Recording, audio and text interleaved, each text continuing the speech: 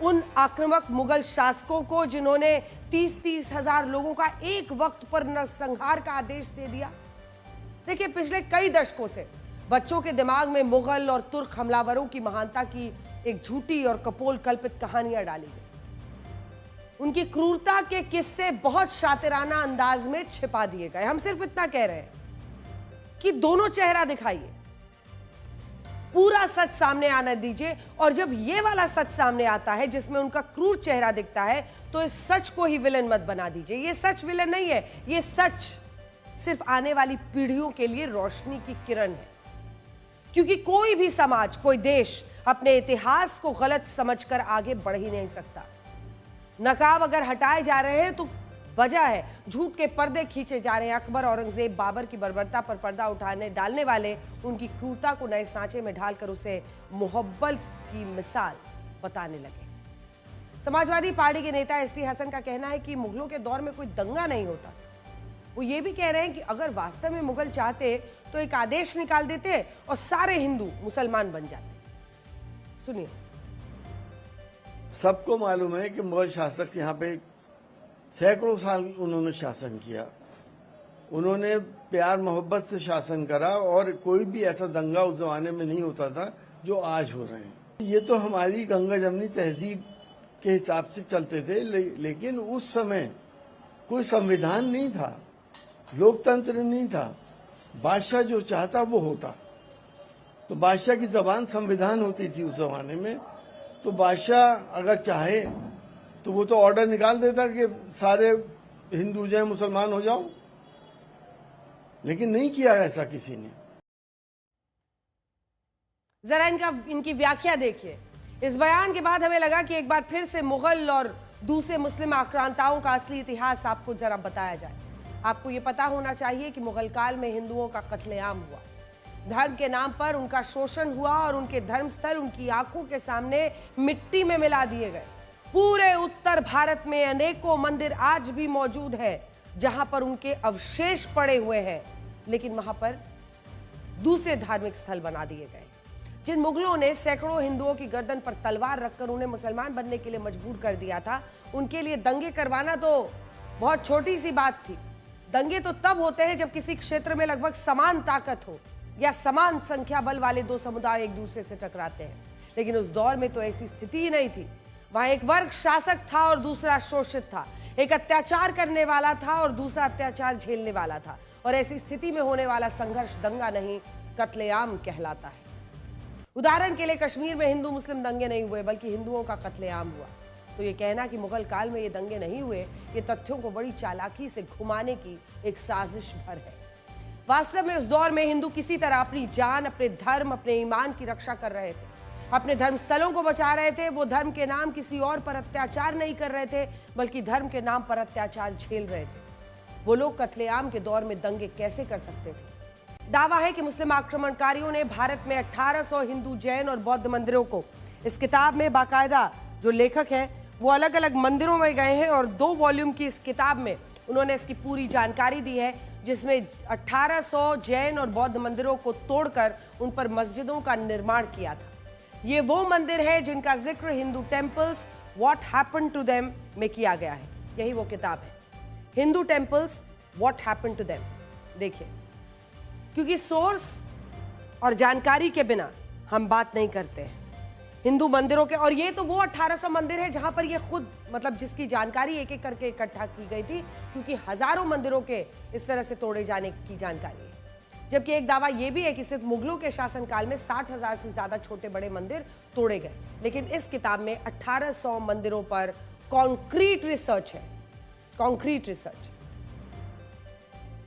आज उत्तर प्रदेश में 299, राजस्थान में 170, महाराष्ट्र में 143, मध्य प्रदेश में 151, कर्नाटक में 192, हरियाणा में 77, गुजरात में 170, दिल्ली में 72 और बिहार में 77 स्थान ऐसे हैं जहां मस्जिद और दूसरे इस्लामिक ढांचों को लेकर विवाद है और दावा है कि इनका निर्माण मंदिरों को तोड़कर या उनके अवशेषों से हुआ। अब हम आपको इसी के कुछ हिस्से दिखाना चाहते हैं। ये देखिए, ये तो बाबरनामा है और ये आर्कियोलॉजिकल सर्वे ऑफ इंडिया का मासरे आलमगीरी मेरे हाथ में आ गया। क्योंकि फैक्ट्स पर बात हो रही है तो ये औरंगजेब के बाद की देखिए, ये मासरे आलमगिरी आपको इस वक्त दिखाई दे रहा होगा। तो एक बार फिर से आपको बताते हैं, औरंगजेब की मृत्यु के बाद वर्ष 1707 से 1710 के बीच एक पुस्तक लिखी गई जिसका नाम है मासरे आलमगिरी, और इस पुस्तक में लिखा है कि औरंगजेब ने जोधपुर में तोड़ी गई।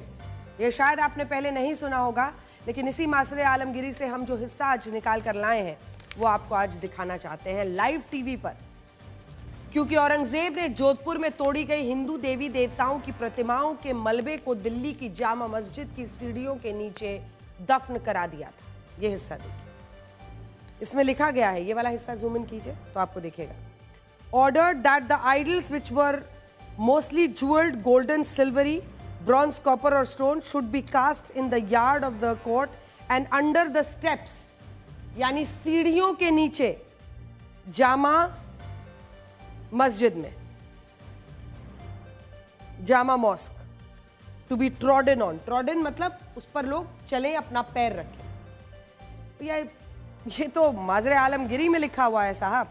मासरे आलमगिरी उन्हीं की रिकॉर्डेड हिस्ट्री है, जब वो खुद ही बखान कर रहे हैं कि हाँ, हमने जो मंदिरों की मूर्तियां थी, जो पत्थर जोधपुर से तोड़कर लाए गए थे, उन सबको हमने सीढ़ियों में डलवा दिया था ताकि उसके ऊपर हम चल सके। औरंगजेब चाहता था कि जब मुसलमान दिल्ली की जामा मस्जिद में नमाज पढ़ने के लिए आए तो उनके कदम उस सबसे पहले उन सीढ़ियों पर पड़े जिनके नीचे हिंदू देवी देवताओं की प्रतिमा और मंदिरों का मलबा था। और ये बात एक साथ, हालांकि आपको एक बार फिर से हम बता दें कि जो सीढ़ियां आप इस वक्त देख रहे हैं, इसका इनसे कोई लेना देना नहीं है। दिल्ली की जामा मस्जिद की ये सीढ़ियां वो प्रमाण नहीं है जिसकी बात अभी हो रही है। ये जो जामा मस्जिद की आप सीढ़ियां देख रहे हैं, या तो उन्हें हटा दिया गया है या फिर वो कहीं और है, लेकिन मासरे आलमगिरी में जो रिकॉर्डेड है वो हम आपको दिखा रहे हैं। ये बात 314 साल पुरानी पुस्तक में लिखी है और ये उन्हीं के वक्त पर डाली गई है। हम एक बार फिर से आपके सामने कोट करना चाहते हैं, क्योंकि ये जो मासरे आलमगिरी है, इसमें देखिए लिखा भी है औरंगजेब के बारे में, 1638 से लेकर 1707 तक, ये वाला हिस्सा देखिए। और उसके बाद से जब आप पन्ना पलटते हैं और पहुंचते हैं पन्ना नंबर 109 पर, 109, तब उसकी ये 4 लाइनें देखिए जिसमें ये रिकॉर्डेड है कि जोधपुर से जो मूर्तियां और पत्थर तोड़ के लाए गए थे, उनको ऑर्डर दिया गया कि उनको या तो पूरा जो आंगन है यार्ड में डाला जाए या फिर सीढ़ियों पर, ताकि उस पर लोग चलकर आगे बढ़े। और इसमें जामा मॉस्क का कोट भी डाला गया है। तो ये 314 साल पुरानी पुस्तक में लिखी हुई बात है जो हम आपको फैक्ट्स के साथ बता रहे हैं। इसी मासरे आलमगिरी पुस्तक में यह भी दावा किया गया है कि औरंगजेब के आदेश पर ही काशी विश्वनाथ मंदिर तोड़ा गया, जहां ज्ञान वापी को लेकर आज तक विवाद कायम है। इसलिए मासरे आलमगिरी में सबको जानकारी दी गई है। जामा मस्जिद के विवाद को शायद भूले नहीं होंगे आप। ये विवाद भी मंदिरों को तोड़ने वाली उसी मुगलिया सोच का परिणाम है। बाबर की आत्मकथा बाबरनामा। अब बाबरनामा के कुछ पन्ने निकालते हैं और आपको दिखाते हैं। बाबरनामा, जिसके पेज नंबर 687 पर लिखा है कि मीर हिंदू बेग ने बाबर के आदेश पर संभल में हिंदू मंदिर को तोड़कर उस पर मस्जिद का निर्माण किया। अब ये मस्जिद का जो निर्माण किया, क्यों किया? संभल में ही। ये देखिए, हमने इसीलिए हाईलाइट किया है, संभल में मंदिर को तोड़कर वहां पर मस्जिद बनाई गई। ये बाबर आलम में खुद ही उनके हिस्टोरियंस ने डाला है, उस वक्त जो इतिहास लिखते थे। और उसी के बाद वजह क्या थी कि संभल में ये करना है? क्योंकि इससे पहले अगर आप देखिए तो जानकारी ये दी गई थी, ये देखिए, कि यहां पर विष्णु, भगवान विष्णु के 10वें अवतार यहां पर आएंगे हरि मंदिर में, और इसीलिए यहां पर मस्जिद बनाना जरूरी है बाबर के ऑर्डर से। तो ये कुछ जानकारियां हैं जिस पर सवाल यही उठते हैं कि अधूरा सच क्यों बताया, और आज जब पूरा सच सामने आ रहा है तो उसको विलेन क्यों बना रहे हैं। इस मस्जिद के शिलालेख पर ये बातें आज भी अंकित हैं, जिसकी हम चर्चा आपको करके दिखा रहे हैं। जिस शिलालेख का जिक्र इस पुस्तक में है, उसका भी 151 साल पहले वर्ष 1873 में अध्ययन हुआ था। उस समय एशियाटिक सोसाइटी ऑफ बंगाल ने इस शिलालेख का अध्ययन किया था और ये पाया था कि मस्जिद के पत्थर पर यह बात स्पष्ट रूप से लिखी है कि मीर हिंदू बेग बाबर का प्रधान अधिकारी और कमांडर था, और बाबर के ही आदेश पर उसने संभल में हिंदू मंदिर को तोड़कर उस पर शाही जामा मस्जिद का निर्माण कराया। लेकिन आज देखिए, लड़ाई छिड़ी हुई है उसके नाम पर, कोई सच मानने को तैयार नहीं है। एक और पुस्तक है आईने अकबरी, जिसे अबुल फजल ने 16वीं शताब्दी में लिखा था। 425 साल पुरानी इस पुस्तक के पेज नंबर 285 पर यही लिखा है कि संभल में पहले श्री हरिमंडल नाम का एक मंदिर था जो भगवान विष्णु को समर्पित था, लेकिन बाद में इस मंदिर का अस्तित्व खत्म हो गया। ये सारी किताबें मुगलों और अंग्रेजों के समय में 150 से 400 साल पहले लिखी गई और इस सभी में ये बात स्पष्ट रूप से बताई गई है कि संभल में शाही जामा मस्जिद का निर्माण हिंदू मंदिर को तोड़कर हुआ है। बड़ी बात यह है कि अयोध्या में राम मंदिर के स्थान पर बाबरी मस्जिद का निर्माण वर्ष 1528 में हुआ, जबकि संभल में हिंदू मंदिर को तोड़कर शाही जामा मस्जिद का निर्माण वर्ष 1529 में हुआ और इन दोनों घटनाओं में सिर्फ 1 साल का अंतर था। लेकिन इस सब के बाद भी आज कुछ लोग इन आक्रांताओं को महान बताते हैं, उन्हें विध्वंसक की जगह निर्माणकर्ता बता रहे हैं, हत्यारे की जगह मोहब्बत से शासन करने वाले बता रहे हैं। आपको याद होगा 2023 में काशी के ज्ञानवापी मस्जिद मामले में भी मुस्लिम पक्ष ने अदालत में कहा था कि औरंगजेब निर्दयी नहीं था। उन लोगों को आज हम औरंगजेब का वो सच बताएंगे जो इतिहास में हमसे छुपाया गया। एक साजिश के तहत उसे महान बताया गया, जबकि औरंगजेब हिंसक, क्रूर, हत्यारा शासक था। उसने न सिर्फ आम लोगों को धर्म के नाम पर चुन चुन कर मारा, बल्कि वो अपने भाइयों का भी हत्यारा था। जो लोग औरंगजेब को महान और शांति प्रिय बताते हैं, उनसे हम जानना चाहते हैं कि क्या वो अपने घर में औरंगजेब जैसा भाई, औरंगजेब जैसा बेटा स्वीकार कर पाएंगे? औरंगजेब ने बुढ़ापे में अपने पिता शाहजहां को जेल में डाल दिया। औरंगजेब के 3 और भाई थे, शुजा, मुराद और दारा शिकोह। उसने तीनों का सिर तन से जुदा कर दिया। उसकी क्रूरता इतने पर भी खत्म नहीं हुआ, उसने अपने बड़े भाई दारा शिकोह का सिर काटकर उसे थाली में सजाकर जेल में बंद अपने पिता शाहजहां के पास भेज दिया। सोचिए कि आज कोई भाई इतना क्रूर हो सकता है? और मुझे नहीं लगता कि मानवता के पैमाने पर अगर हम उस जमाने की भी बात करें तो कोई इस तरह की क्रूरता दिखा सकता है। आज कौन होगा जो ऐसा भाई चाहेगा? कल्पना कीजिए, जिस औरंगजेब ने अपने भाइयों को इतनी बेरहमी से कत्ल किया, वो दूसरे लोगों के साथ क्या जुल्म सितम करता होगा। तो न्यूयॉर्क टाइम्स की एक रिपोर्ट के मुताबिक औरंगजेब के 49 वर्षों के कार्यकाल में 46 लाख औसतन हर साल लगभग 1 लाख लोग मारे जाते थे, जिनमें ज्यादातर हिंदू थे। 1 लाख लोग। भारत का इतिहास ऐसी हजारों घटनाओं से भरा पड़ा है और ये बताती हैं कि औरंगजेब सबसे क्रूर मुगल शासक था और वो हिंदुओं से नफरत करता था। वर्ष 1969 में औरंगजेब ने हिंदुओं पर जिजिया टैक्स लगा दिया था, जो सिर्फ हिंदू देते थे। मुसलमानों को इसे पूरी तरह से छूट दी गई थी। वजह क्या थी? ताकि इसके जरिए एक दबाव बनाया जाए कि अगर आपको जिजिया से मुक्ति चाहिए तो आप या तो इस्लाम धर्म अपना लीजिए, नहीं तो लड़ने मरने के लिए तैयार हो जाए। छत्रपति शिवाजी महाराज ने जजिया टैक्स के विरोध में औरंगजेब को एक पत्र लिखा था, जिसमें उन्होंने कहा था कि औरंगजेब एक ऐसा राजा है जो अपना खजाना गरीब हिंदुओं को लूट कर भरना चाहता है। छत्रपति संभाजी महाराज छत्रपति शिवाजी महाराज के पुत्र थे और उन्होंने अपने अंतिम क्षणों में छत्रपति संभाजी महाराज से कहा कि उन्हें औरंगजेब से सावधान रहना होगा और बाद में यही हुआ। औरंगजेब ने छल और धोखे से छत्रपति संभाजी महाराज को बंदी बनाया, उन पर इस्लाम धर्म को अपनाने के लिए दबाव बनाया, उन्हें 40 दिनों तक भयंकर यातनाएं दी, गर्म लोहे से उनकी आंखों को बाहर निकाल दिया, गर्म चिमटों से उनके शरीर की खाल को उधेड़ दिया, उनके नाखूनों को उखाड़ा गया, धीरे धीरे उनके हाथों पैरों को काटा गया, उनका अपमान करने के लिए उन्हें जंजीरों में बांधकर उनका जुलूस निकाला गया और उन्हें ये कहा कि अगर छत्रपति संभाजी महाराज इस्लाम धर्म को अपना लेंगे तो औरंगजेब उनकी जान बख्श देगा। लेकिन छत्रपति संभाजी महाराज ने कहा कि वो मर जाएंगे लेकिन औरंगजेब के सामने झुकेंगे नहीं, और इसी के बाद औरंगजेब ने छत्रपति संभाजी महाराज की हत्या करा दी।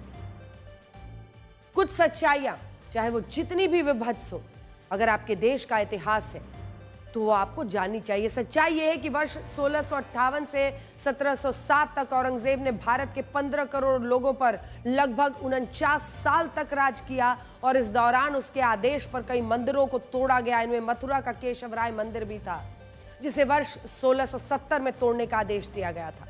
इसके अलावा औरंगजेब ने अपने कार्यकाल में गुजरात के सोमनाथ मंदिर को भी 2 बार तोड़ने का आदेश दिया, पहली बार 1659 में और दूसरी बार 1706 में। इन सब पर क्यों कालीन डाल दिया गया? इसके अलावा एक बार जब औरंगजेब चित्तौड़ पहुंचा तो उसने वहां कई मंदिरों में हिंदुओं को पूजा करते हुए देखा, जिसके बाद उसने चित्तौड़ के 63 मंदिरों को ध्वस्त करा दिया। 63 मंदिरों को।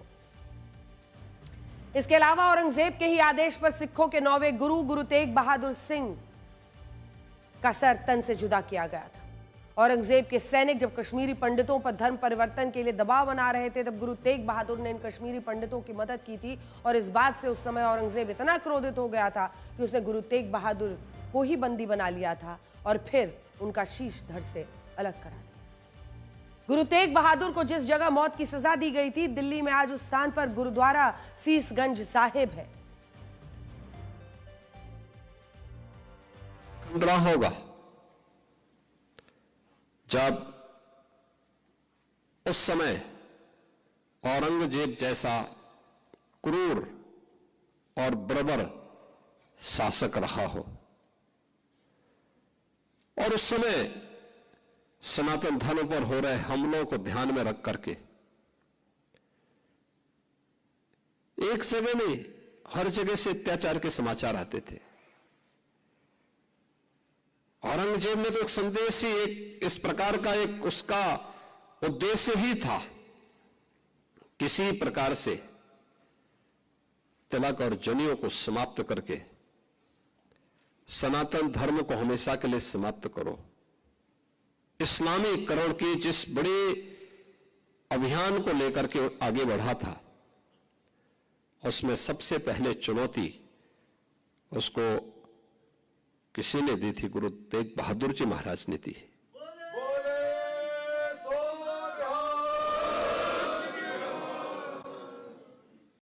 पाकिस्तान की करते हैं, जहां हालात लगातार खराब होते जा रहे हैं। पाकिस्तान ने सब कुछ करके देख लिया, भारत के खिलाफ युद्ध करके भी देख लिया, लेकिन पाकिस्तान के हालात नहीं सुधर रहे।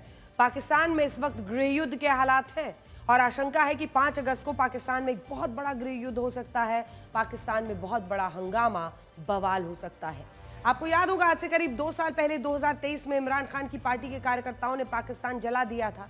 पाकिस्तान की फौज के कई बेसेस पर आग लगा दी थी। पाकिस्तानी फौज की जगहों को, कई जगहों पर जो उनके आर्मी बेसेस थे वहां लूट हुई थी। उनके जनरल्स के बंगले लूटे गए थे क्योंकि उस दिन इमरान खान की गिरफ्तारी हुई थी। हालांकि तुरंत अदालत से इमरान खान को राहत मिल गई थी, लेकिन इसके सिर्फ 3 महीने के भीतर इमरान खान को फिर से गिरफ्तार कर लिया गया था। 5 अगस्त 2023 को इमरान खान को पाकिस्तान की फौज ने जो जेल में डाला, वो आज तक बाहर नहीं निकल पाए। इमरान खान ने बहुत कोशिशें कर ली, बाहर निकल नहीं पाए। अब आपको बताते हैं, इस बीच पाकिस्तान की फौज ने इमरान खान की पार्टी को पूरी तरह से तोड़ दिया। इमरान और उनकी बीवी को जेल में डाला ही, इसके अलावा उनके कई बड़े ऐसे नेता थे जिनको एक एक करके गिरफ्तार किया। नंबर 2 शाह महमूद कुरैशी जो है, शाह महमूद कुरैशी, उनको भी जेल में भर दिया। कुछ नेताओं को इतना डराया कि उन्होंने पार्टी छोड़ दी। पीटीआई के करीब 2 दर्जन नेताओं ने पार्टी छोड़ दी है। पाकिस्तान में जब पिछले साल चुनाव हुए तो इमरान खान की पार्टी का सिंबल ही छीन लिया गया। पीटीआई के प्रत्याशियों को निर्दलीय चुनाव लड़ना पड़ा, जिसकी वजह से वो कमजोर पड़े, लेकिन इसके बाद भी बहुत सी सीटें जीती। लेकिन फिर भी पीटीआई सरकार बना नहीं पाई। पिछले 2 सालों से इमरान खान को जेल में बंद करके रखा हुआ है और दावा है कि जेल के अंदर इमरान और उनकी पत्नी पर जुल्म सितम हो रहे हैं। पाकिस्तान ने इमरान खान को अडियाला जेल में बंद करके रखा है। इमरान खान से कभी कभी उनकी बहन को ही मिलने की इजाजत मिलती है। यहां तक कि इमरान की जो पहली पत्नी है जमाइमा गोल्डस्मिथ के बच्चों को भी उनसे नहीं मिलने दिया जा रहा है। जेल के अंदर इमरान खान को अपनी मौजूदा पत्नी बुशरा बीबी से भी नहीं मिलने दिया जाता। इमरान खान अपनी बहन के थ्रू ही बताते हैं कि उनके जेल सेल की बिजली बंद कर दी जाती है, बाकी सारे कमरों की बिजली आती है, लेकिन उनके कमरे की बिजली जानबूझकर काट दी जाती है। इमरान खान को जेल में गंदा पानी दिया जा रहा है, साफ खाना नहीं दिया जाता, टीवी नहीं है उनके पास, किताब भी पढ़ने नहीं दी जाती। यहाँ तक कि इमरान खान को डर लग रहा है कि जेल में उनकी हत्या हो सकती है। इमरान खान सीधा आरोप आसिम मुनीर पर लगा रहे हैं कि अगर मुझे जेल में कुछ हुआ तो इसका जिम्मेदार आसिम मुनीर होगा। इमरान खान अंदर से संदेशे भिजवा रहे हैं अपनी पार्टी वालों के लिए कि एक कर्नल और जेल सुपरिंटेंडेंट अंजुम आसिम मुनीर के कहने पर उनके खिलाफ कार्रवाई कर रहा है। इमरान खान कह रहे हैं कि मैं अपनी पार्टी को सीधा निर्देश देता हूं कि अगर मुझे जेल में कुछ होता है तो इसके लिए आसिम मुनीर को जिम्मेदार ठहराना चाहिए। लिखा है कि बुशरा बीबी के साथ भी ज्यादती हो रही है, क्योंकि मेरे कार्यकाल के दौरान जब आसिम मुनीर को उनके पद से हटाया गया था तो उन्होंने बुशरा को जुल्फी बुखारी के द्वारा मुलाकात का संदेश भेजा था, जिससे बुशरा ने इनकार कर दिया था। इसीलिए वो बुशरा को टारगेट कर रहे हैं। पहले दिन से ये उनकी रणनीति है कि बुशरा को कष्ट देकर वो मेरी इच्छा शक्ति को तोड़ना चाहते हैं। जब से इमरान खान जेल में बंद है, उनकी पार्टी लगातार उन्हें छुड़वाने के लिए आंदोलन कर रही है। पार्टी बहुत कमजोर स्थिति में है, लेकिन इसके बावजूद वो इमरान को छुड़वाने की पूरी कोशिश कर रहे हैं, बस सफल नहीं हो पा रहे। अब एक बार फिर से इमरान खान की पार्टी नई कोशिशें शुरू कर रही है। ये पोस्टर्स भी आप देख रहे हैं। आने वाली 5 अगस्त को इमरान खान को जेल गए 2 साल पूरे हो जाएंगे। इसीलिए 5 अगस्त को इमरान की पार्टी के कार्यकर्ताओं का बड़ा प्लान है। पूरे पाकिस्तान में पीटीआई के कार्यकर्ता प्रदर्शन करेंगे पाकिस्तान की सरकार के खिलाफ, पाकिस्तान के मिलिट्री एस्टैब्लिशमेंट के खिलाफ। इस प्रदर्शन का उद्देश्य होगा कि इमरान खान की रिहाई। पाकिस्तान में इस प्रदर्शन की अगुवाई करेंगे खैबर पख्तूनख्वा जो प्रांत है उसके मुख्यमंत्री और इमरान खान की पार्टी के नेता अली अमीन गंडापुर। ये सब कुछ आगे ले जाएंगे। ये माना जा रहा है कि इमरान खान की रिहाई की इस रैली में उनके दोनों बेटे भी शामिल हो सकते हैं। इमरान की पहली पत्नी जमाइमा गोल्डस्मिथ से 2 बेटे हैं, सुलेमान और कासिम, जो इंग्लैंड में ही रहते हैं। लेकिन कहा जा रहा है कि इस प्रदर्शन के लिए खास तौर पर वो पाकिस्तान आ रहे हैं। उधर पाकिस्तान की सरकार धमकी दे रही है कि अगर इमरान खान के बेटे आए तो उन्हें गिरफ्तार कर लिया जाएगा। पाकिस्तान के अंदरूनी हालात क्या रहते हैं इसके पर तो भारत की नजर रहती है, लेकिन पाकिस्तान में इमरान हो, शाहबाज हो, जरदारी हो, नवाज हो, सरकार किसी की हो, इससे भारत को इसलिए फर्क नहीं पड़ता क्योंकि वहां असली सत्ता नेता के हाथ में होती है। ये नेता बस भारत के खिलाफ जहर बेच कर अपनी किसी तरह से सेना के साथ हुक्मरानी चलाते हैं और उसके बाद से इनकी कोशिश ये होती है कि इसी जहर की बिसात पर वो अपनी सत्ता को सींचते रहें। फौज हुक्मरान और आवाम पर कोई जिहादी है, लेकिन इमरान खान का केस कुछ अलग नहीं है, क्योंकि जब इमरान खान पाकिस्तान के पीएम थे तो उन्होंने भी तो अपने विरोधियों के साथ ऐसा ही किया था। कौन सा विरोधी नहीं था जिसको उन्होंने जेल में नहीं डाला था? हम आपको बताते हैं। इमरान खान जब पाकिस्तान के पीएम थे जून 2019 में, आसिफ अली जरदारी जेल में। अक्टूबर 2019 में नवाज शरीफ जेल में। उससे पहले अगस्त 2019 में नवाज की बेटी मरियम नवाज जेल में। अक्टूबर 2020 में मरियम के पति सफदर अवान को जेल में। फिर सितंबर 2020 में शहबाज शरीफ को गिरफ्तार करवा दिया, इनको भी जेल में डाल दिया। यानी इमरान खान के हाथ जब सत्ता थी तो उन्होंने भी यही किया, और अब जब सत्ता शहबाज और फौज के हाथ में है तो इमरान खान के साथ भी यही सलूक हो रहा है। अब ये कहा जा रहा है कि कहीं ऐसा ना हो कि आने वाली 5 अगस्त को फिर से पाकिस्तान में आग लग जाए, जैसा कि इमरान के सपोर्टर्स ने 9 मई 2023 को लगाई। आसिम मुनीर का सबसे बड़ा डर यह है कि कहीं 5 अगस्त को भी इतनी हिंसा ना हो जाए कि पूरा मुल्क गृहयुद्ध में चला जाए। ऐसा पहले भी हो चुका है, इसलिए मुनीर डरा हुआ है। मुनीर ने पाकिस्तान संभल नहीं रहा है फिलहाल, क्योंकि हर तरफ से प्रेशर है। इसी वजह से उसने भारत के साथ युद्ध किया ताकि उसे पाकिस्तान में एक्सेप्टेंस मिल जाए, लेकिन ऐसा हुआ नहीं। एक तरफ इमरान खान की पार्टी के कार्यकर्ता हंगामा कर रहे हैं, दूसरी तरफ बलूचिस्तान भी उससे नहीं संभल रहा है। बीच बीच में खबर आती है कि अब फिर वो कोशिश कर रहा है कि भारत पर अटैक करे, जैसा कि हमने आपको पहले ब्लैक एंड व्हाइट पे बताया था कि अगस्त के महीने में वो चाहता है फिर से वहां से ध्यान भटकाया जाए, क्योंकि इंडिया में कोई अटैक करके ही वो ऐसा ध्यान भटका सकता है। क्योंकि देखिए ना, ऐसा लगता है कि मुनीर बलूचिस्तान हारने वाला है, उसकी आर्मी वहां से छोड़कर भाग रही है। लगातार बलूचिस्तान लिबरेशन आर्मी पाकिस्तान के फौजियों को निशाना बना रही है। कल ही बीएलए के अटैक में पाक फौज के 29 फौजी मारे गए। Balochistan liberation army Pakistan army की पोस्ट को, कॉन्वॉय को निशाना बना रही है। तस्वीरें हम आपको दिखाते हैं, इसीलिए खबरें हैं कि अब आसिम मुनीर पाकिस्तान का राष्ट्रपति बनना चाहता है। वो चाहता है कि जब मैं वैसे भी इस देश को चला रहा हूं तो सारी कमान मेरे हाथ में आ जाए। वो पाकिस्तान की सत्ता पर एब्सोल्यूट पावर यानी संपूर्ण ताकत चाहता है। इसीलिए अब पाकिस्तान का मीडिया दावा कर रहा है कि आसिम मुनीर आसिफ अली जरदारी को हटाकर खुद ही पाकिस्तान का राष्ट्रपति बन जाएगा, यानी एक तरह से पाकिस्तान में तख्ता पलट हो जाएगा। पाकिस्तान को इस वक्त ऐसा लग रहा है जैसे वो अमेरिका की डांसिंग क्वीन बना हुआ है, वो अमेरिका के इशारों पर नाच रहा है। भारत के साथ युद्ध के बाद आसिम मुनीर अमेरिका भी चला जाएगा और वहां ट्रंप को नोबेल देने की बात भी कराया, और अब पाकिस्तान के दिल में दबी हुई इच्छा बाहर आ गई है। पहले जरा पाकिस्तान की फेक न्यूज फैक्ट्री की खबरें देखिए। ये पाकिस्तान के बड़े समाचार संस्थान है, और देखिए ये क्या लिख रहे हैं। ये लिख रहे हैं कि 18 सितंबर को डोनाल्ड ट्रंप पाकिस्तान आ रहे हैं। 18 सितंबर पूरी तरह से गलत है। ये खबर इन लोगों की दबी हुई इच्छा तो हो सकती है, लेकिन ये सच है नहीं, पूरी तरह से फर्जी खबर है। डोनाल्ड ट्रंप पाकिस्तान जा रहे हैं, ये बिल्कुल गलत है, जबकि ये वही तारीख है जब डोनाल्ड ट्रंप अमेरिका से बाहर तो रहेंगे लेकिन पाकिस्तान नहीं, यूके के दौरे पर जा रहे हैं। वो इंग्लैंड के किंग चार्ल्स की तरफ से जारी जानकारी के मुताबिक जिसमें कहा गया है कि राष्ट्रपति ट्रंप और उनकी पत्नी मेलानिया ट्रंप इंग्लैंड के राजा चार्ल्स के न्योते पर इंग्लैंड आ रहे हैं और ये तारीख होगी 17 सितंबर से 19 सितंबर के बीच। और अब बताइए कि जब इस दौरान ट्रंप यूके में होंगे, इंग्लैंड में होंगे, तो फिर पाकिस्तान ये कहां से कह रहा है कि ट्रंप पाकिस्तान आ रहे हैं। बात करेंगे इजराइल और सीरिया के बीच छिड़े युद्ध की। पिछले 2 दिनों से इजराइल सीरिया पर बड़े हवाई हमले कर रहा है। पिछले कुछ दिनों में सीरियाई सैनिक दक्षिणी शहर सुवेदा में ड्रूज समुदाय पर हमले कर रहे थे और उसके जवाब में इजराइल ने सीरिया पर हमला किया। बीते दिन की ये तस्वीरें हमने आपको ब्लैक एंड व्हाइट में दिखाई थी। कल इजराइल ने सीरिया की राजधानी दमिश्क को दहला दिया। इजराइल ने सीरिया के रक्षा मंत्रालय के हेड ऑफिस पर ही ड्रोन अटैक कर दिए थे। इस हमले ने सीरिया के राष्ट्रपति अहमद अल शारा को भी डरा दिया और ऐसा दावा है कि अहमद अल शारा को बंकर में सुरक्षित रख दिया गया है। ड्रूज समुदाय की सुरक्षा के लिए इजराइल ने सुवेदा में अपने सैनिकों को भी उतार दिया। जिस समुदाय की रक्षा के लिए इजराइल जंग में उतरा है उनकी संख्या पूरी दुनिया में 10 लाख के करीब है और करीब 1.5 लाख ड्रूज इजराइल में भी रहते हैं, इजरायली सेना में भी काम करते हैं। ड्रूज समुदाय इजराइल के उत्तरी इलाके, लेबनान, जॉर्डन, सीरिया के दक्षिणी इलाके में रहते हैं और सीरिया में करीब 7 लाख ड्रूज हैं।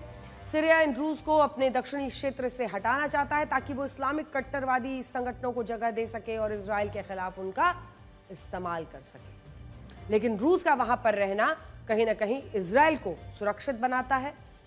वो एक कुशन की तरह है। अपने यहाँ के रहने वाले ड्रूज समुदाय के लोगों की वजह से ही इजराइल आसपास रहने वाले अन्य ड्रूज लोगों की सुरक्षा को अपनी जिम्मेदारी मानता है, समझता है। इसीलिए जब सीरिया ने ड्रूज पर हमले शुरू किए तो इजराइल जंग में उतर गया। इजरायली सेना सुवेदा में सीरिया सैनिकों पर एयर स्ट्राइक कर रही है। आईडीएफ ने इससे जुड़ी कई वीडियोस जारी किए। आईडीएफ ने सीरियाई सेना की बख्तरबंद गाड़ियों को निशाना बनाया। इसके अलावा इजराइल ने सीरिया के उन सैन्य ठिकानों पर भी हमले किए जहां हथियार रखे हुए थे। इजरायली सेना ने सीरिया के करीब 160 ठिकानों पर एयर स्ट्राइक्स की, जिसमें उसकी राजधानी दमिश्क भी थे। आईडीएफ ने सीरिया को चेतावनी दी है कि वो लंबी जंग के लिए तैयार है। इजराइल के बड़े हमलों को देखकर सीरिया पीछे हट गया। खबर है कि सीरियाई सरकार और ड्रूज समुदाय के नेताओं के बीच युद्ध विराम की घोषणा हो गई है। हालांकि साफ नहीं कि युद्ध विराम की घोषणा सीरिया के गृह मंत्री की ओर से हुई या ड्रूज समुदाय के नेताओं की तरफ से। आधिकारिक घोषणा न होने की वजह से फिलहाल कुछ कहना मुश्किल है। इसकी एक वजह यह भी है कि एक दिन पहले भी युद्ध विराम की घोषणा का ऐलान किया गया, लेकिन चंद घंटों में ये खत्म हो गया। इजराइल ने युद्ध विराम की खबरों को नकारते हुए अपने हमले जारी रखे हैं। इन हमलों को देखकर सीरिया के राष्ट्रपति अहमद अल शारा भड़के हुए हैं। उन्होंने इजराइल पर जंग में खींचने का आरोप लगाया है। सीरिया के राष्ट्रपति ने कहा कि वो युद्ध से डरते नहीं हैं क्योंकि उनकी लगभग पूरी जिंदगी युद्ध में लड़ते लड़ते ही बीती है। उन्होंने कहा है कि इजराइल जंग शुरू कर सकता है, लेकिन उसका नतीजा तय करना उसके लिए आसान नहीं होगा। सीरिया में मानवाधिकार के लिए काम करने वाले संस्थाओं के मुताबिक ड्रूज और सीरियाई सैनिकों में चल रही जंग में 169 लोगों के मारे जाने की खबर है, जबकि सुरक्षा बलों ने 300 लोगों को मारे जाने का दावा किया। इजराइल के हमलों के बाद सीरिया ने अमेरिका के दखल की उम्मीद जताई। सीरिया चाहता है कि अमेरिका इजराइल पर हमले रोकने का दबाव बनाए। हाल के दिनों में सीरिया और अमेरिका के बीच संबंध कुछ बेहतर भी हुए हैं, इसीलिए अमेरिका की नजर इस युद्ध पर बनी हुई है। US secretary of state Marco Rubio ने इस युद्ध को जल्द खत्म करवाने की बात कही है। देखा जाए तो सीरिया के ड्रूज समुदाय पर हो रहे हमलों से इजराइल का कोई लेना देना है नहीं होना चाहिए। बावजूद इसके इजराइल ड्रूज समुदाय को बचाने के नाम पर सीरिया पर बमबारी कर रहा है। इजराइल के इस कदम के पीछे कई कारण हैं, जिनमें ड्रूज को बचाना बहुत छोटी सी वजह है। इजराइल के लिए ड्रूज को बचाने का मिशन केवल एक समुदाय की रक्षा करने तक ही सीमित नहीं है, बल्कि वो चाहता है कि जिस क्षेत्र में ड्रूज रहते हैं उस क्षेत्र में इस्लामिक सुन्नी आतंकी संगठनों की पैठ ही ना बने। एक मैप के जरिए हम आपको ये दिखाने की कोशिश करेंगे कि इजराइल, ड्रूज और सीरियाई सैनिकों के बीच जंग आखिर क्यों छिड़ी हुई है कर रहे हैं, जिसको लेकर एक वक्त पर पूरे देश में जबरदस्त हलचल थी, लेकिन ऐसा लगता है कि अब हर कोई भूल गया, लेकिन हम नहीं भूले। और इसीलिए ब्लैक एंड व्हाइट में अब हम 4 जून को बेंगलुरु में हुई भगदड़ वाले मामले की बात बताएंगे, क्योंकि इस मामले की जांच रिपोर्ट आ चुकी है और जैसे कि पूरी संभावना थी इस रिपोर्ट में सरकारी सिस्टम, नेताओं, अधिकारियों को क्लीन चिट मिलेगी, ठीक वैसा ही हुआ है। यानी इतनी मौतों का जिम्मेदार कोई नहीं। बेंगलुरु में 4 जून को आरसीबी की विक्ट्री डे परेड हुई थी। इस परेड में भगदड़ हो गई थी, जिसमें 11 लोग मारे गए थे, 50 लोग गंभीर रूप से घायल हो गए। इस मामले पर कर्नाटक सरकार की जांच रिपोर्ट आ गई। इस रिपोर्ट के मुताबिक इस पूरे हादसे का जिम्मेदार आरसीबी मैनेजमेंट को ही बताया गया है। कर्नाटक सरकार ने अपनी रिपोर्ट में सरकारी व्यवस्था को निर्दोष बताया और भगदड़ का जिम्मेदार आरसीबी को बताया। राज्य सरकार ने अपनी सरकारी रिपोर्ट में बताया कि किन वजहों से आरसीबी इस पूरे हादसे की दोषी है। जांच रिपोर्ट में बताया गया है कि आरसीबी ने चिन्नास्वामी में विक्ट्री डे परेड के लिए सरकार से अनुमति नहीं ली थी, केवल सूचना दी थी। तो फिर साहब, मुख्यमंत्री, उप मुख्यमंत्री, पूरा कैबिनेट किस हैसियत से वहां पर मौजूद था बिना अनुमति दिए? नियमों के मुताबिक इस तरह के आयोजन के लिए 7 दिन पहले आवेदन दिया जाता है। आखिर अगर अनुमति नहीं दी गई तो फिर मुख्यमंत्री, उप मुख्यमंत्री, पूरा कैबिनेट, तमाम लोग पहुंचे कैसे वहां एक ऐसे आयोजन में हिस्सा लेने जिसकी अनुमति उन्होंने खुद नहीं दी थी? सरकार के मुताबिक आरसीबी ने पुलिस को भीड़ की संख्या और परेड की व्यवस्था के बारे में जानकारी नहीं दी थी, जिनका कहना है कि अगर आयोजन अचानक रद्द किया जाता, हिंसा भड़क जाती जिससे कानून व्यवस्था बिगड़ सकती थी, इसलिए खुद पहुंच गए। यही नहीं, पुलिस की सलाह लिए बगैर लोगों को चिन्नास्वामी आने और विक्ट्री डे परेड में शामिल होने के लिए बुलाया गया था। ये सब कुछ इस रिपोर्ट में है। कर्नाटक सरकार ने पुलिस, प्रशासनिक अधिकारियों और अपने मंत्रियों की गर्दन बचाने के लिए हादसे की पूरी जिम्मेदारी आरसीबी के मैनेजमेंट पर डाल दी है। ये बात ठीक है कि आरसीबी मैनेजमेंट की जिम्मेदारी बनती है और उन्होंने बाकायदा पोस्ट के जरिए सोशल मीडिया पर लोगों को सीधा वहां पर बुलाया था, ये समझे बिना कि किस तरह की भीड़ उमड़ जाती है क्रिकेटर्स को देखने के लिए। लेकिन केवल उसी की जिम्मेदारी थी, ये कहना किस हद तक सही है? सच ये है कि आरसीबी ने विक्ट्री डे परेड की अनुमति भले ही ना ली हो, लेकिन राज्य सरकार, बेंगलुरु पुलिस को मालूम था कि 4 जून को ये टीम बेंगलुरु में एक बड़ा आयोजन करने जा रही है। अगर ऐसा नहीं होता तो राज्य सरकार विधानसभा के बाहर खिलाड़ियों में सम्मान में कार्यक्रम नहीं रखती। आज हम कर्नाटक सरकार से पूछना चाहते हैं कि 4 जून को अगर आरसीबी को विक्ट्री डे परेड की अनुमति नहीं थी तो उस दिन राज्य सरकार के बड़े बड़े मंत्रियों ने एक निजी टीम के लिए विधानसभा के बाहर किसकी अनुमति से सम्मान समारोह रखा था? सिर्फ यही नहीं, जब अनुमति नहीं थी तो आरसीबी ने किसके इशारे पर विधानसभा में स्टेडियम तक का रूट तय किया और फिर बिना अनुमति के स्टेडियम में deputy CM DK Shivakumar के साथ विनर ट्रॉफी लहराई? कर्नाटक सरकार और पुलिस की नाकामी है कि एक प्राइवेट क्रिकेट टीम ने उनकी अनुमति के बगैर लाखों लोग जुटा लिए और अगर वो ऐसा करने में कामयाब रही तो यकीनन उसे ऐसा करने की खुली छूट क्यों दी गई? खबर है कि कर्नाटक सरकार ने इस जांच रिपोर्ट को छिपाने की कोशिश की थी और कर्नाटक सरकार ने हाईकोर्ट से अपील की थी कि इस जांच रिपोर्ट को गोपनीय रखा जाए, लेकिन कोर्ट ने ऐसा करने से इनकार कर दिया और इसीलिए ये सच अब आपके सामने आया है कि सारा का सारा ठीकरा आरसीबी के माथे पर फोड़कर सरकार ने अपने हाथ झाड़ लिए। कहते हैं झूठ के पांव नहीं होते, फिर भी चलता है। वाकई सच बिना पांव के भी डटा रहता है, इसीलिए खलता है।